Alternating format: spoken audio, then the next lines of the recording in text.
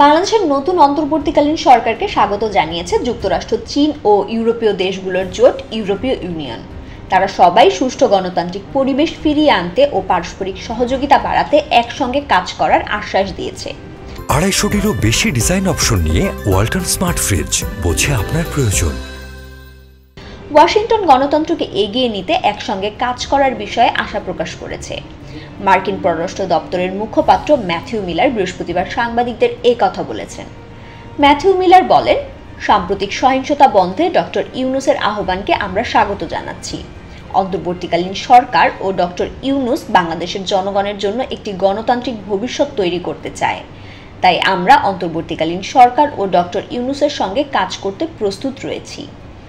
এছাড়া বাংলাদেশের নতুন অন্তর্বর্তী সরকারকে স্বাগত জানিয়েছে ইউরোপীয় ইউনিয়নের পররাষ্ট্র নীতি বিষয়ক প্রধান জোসেফ বোরেল। তিনি বলেছেন, ইউরোপীয় ইউনিয়ন বাংলাদেশের নতুন প্রশাসনের সঙ্গে কাজ করতে আগ্রহী।